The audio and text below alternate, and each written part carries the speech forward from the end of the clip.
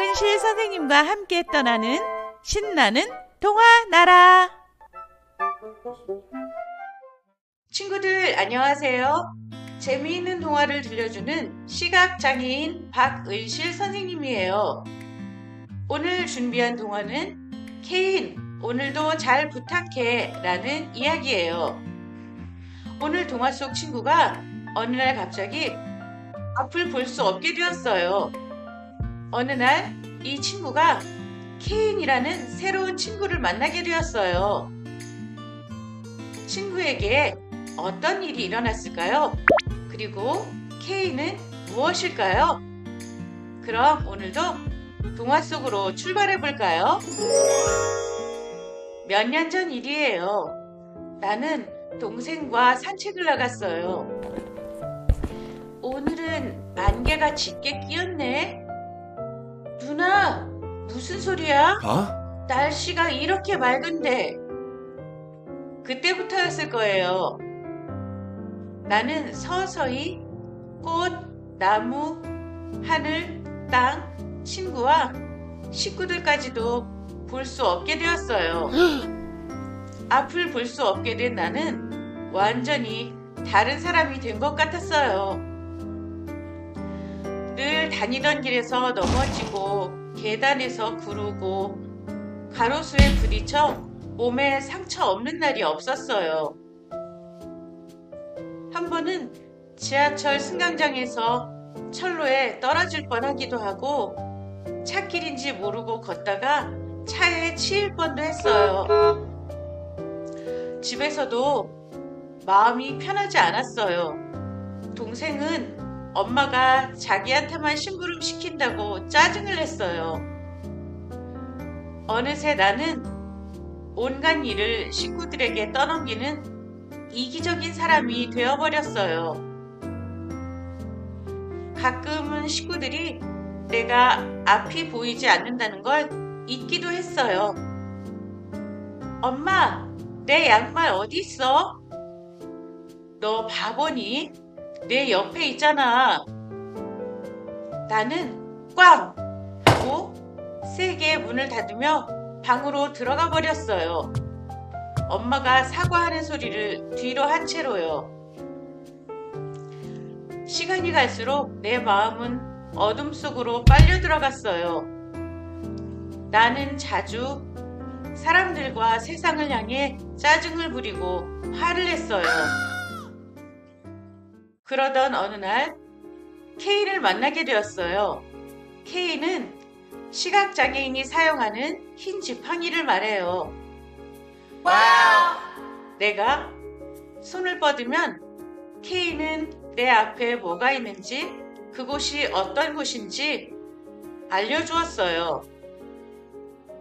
이제 어디든 마음껏 다닐 수 있게 된 거예요. 그런데 생긴 건 멀쩡한 애가 장님이라니. 에구, 딱해라. 앞도 제대로 못 보면서 왜 함부로 나다니는 거야? 쯔쯔쯔. 저러다 사고 나면 어쩌려고. 사람들이 수근거리는 소리에 나는 무척 창피했어요. 나는 슬그머니 케인을 접어 가방 안에 숨겼어요. 케인을 숨기자 또다시 나는 넘어지고 멍들며 길을 다녔어요. 내 발걸음을 딛는 곳이 어떤 상태인지 나는 전혀 알 수 없었어요. 한 번은 아이가 나에게 세게 부딪혀 넘어졌어요. 아이는 내가 아마 피할 거라고 생각했을 거예요. 엉엉 우는 아이와 아이를 달래는 엄마에게 나는 미안하다는 말만 되풀이했어요. 케인을 짚지 않으면 너도 위험하지만 다른 사람이 다칠 수 있어. 그러니 꼭 케인을 갖고 다니면 좋겠구나. 엄마는 내가 길을 나설 때마다 걱정스럽게 얘기를 했어요. 나는 밖에서는 케인을 짚고 다니니 걱정 말라고 말하곤 했죠. 하지만 나는 케인을 생각할수록 사람들이 나를 보며 수군거리는 소리가 들리고 내 마음은 다시 작아지는 걸 느꼈어요. 그럴 때면 모든 게 원망스러웠어요. 내가 뭘 잘못했다고 앞을 못 보게 된 거지? What? 나는 무거운 마음으로 점자도서관에 갔어요. 그렇지 않아도 점자책 읽기가 서툰데 그날은 더 읽히지 않았어요. 조금 뒤 옆에 아이가 일어서서 나가려고 했어요. 그런데 그 아이가 케인을 꺼내는 소리가 들리지 않았어요. 왜 케인을 꺼내지 않니? 없어요. 아이는 퉁명스럽게 대답했어요. 나는 걱정이 되었어요. 나는 내 케인을 꺼내 아이에게 주었어요. 이거 가져가. 나중에 돌려줘도 돼. 필요 없어요. 그거 짚고 다니면 동네 형들이 놀린단 말이에요. 케인 없이 다니면 위험한 거 알잖아. 너뿐만 아니라 다른 사람이 다칠 수도 있어. 하지만 그 아이는 케인을 뿌리치고 그냥 나가버렸어요. 나는 그 아이와 나에 대해 곰곰이 생각해 보았어요. 케인 짚는 걸 나는 왜 그렇게 창피하게 생각하는 걸까? 문득 내가 시력을 잃기 전에 시각장애인이 케인을 짚고 다니는 걸 본 기억이 났어요. 그때 나는 그 사람이 불쌍해 보였고 내 옆에 있으니 마음이 불편했어요. 아, 시각장애인을 바라보는 그 마음으로 내가 나를 보고 있구나. 나는 사람들이 나를 보고 불쌍하고 불편해할 거라고 생각해 왔던 거예요.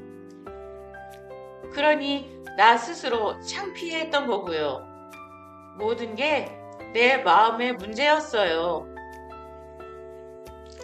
나는 있는 그대로 나를 받아들이기로 했어요. 다음날 나는 길을 나서며 케인을 꺼내드렸어요. 나는 케인을 친구로 받아들이기로 했어요. 케인과 함께 학교에 도착한 뒤 나는 엄마에게 문자를 보냈어요.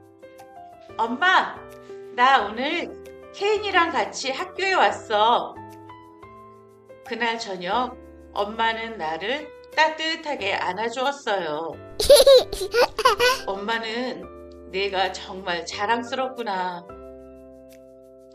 엄마는 내가 무척이나 힘들어한다는 걸 알고 있었어요. 날마다 말없이 나를 응원한 거죠. 내 어깨를 적시는 엄마의 눈물이 나에게 많은 이야기를 해주었어요.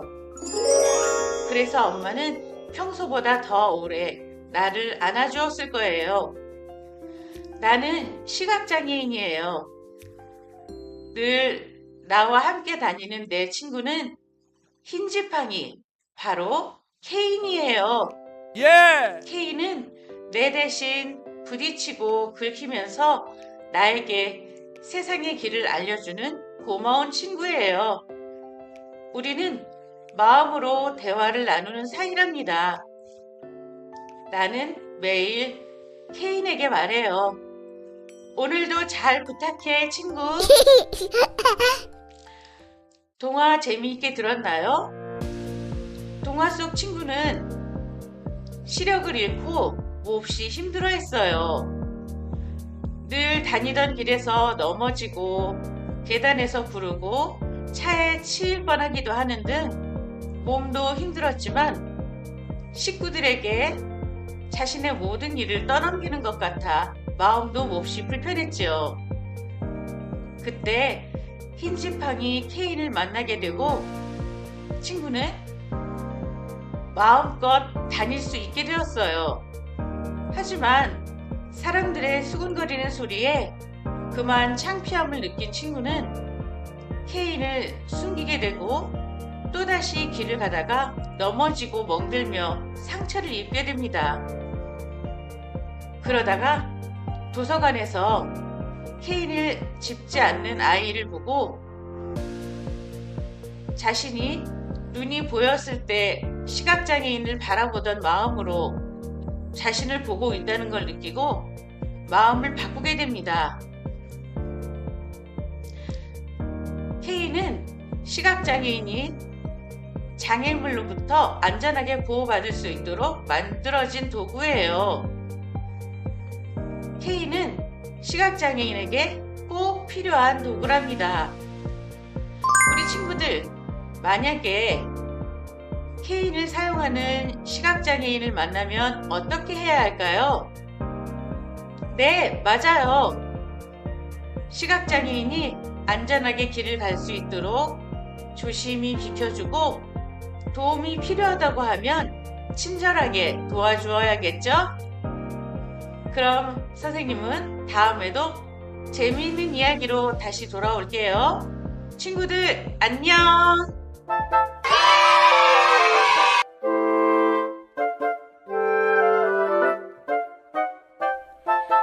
박은실 선생님과 함께 떠나는 신나는 동화 나라.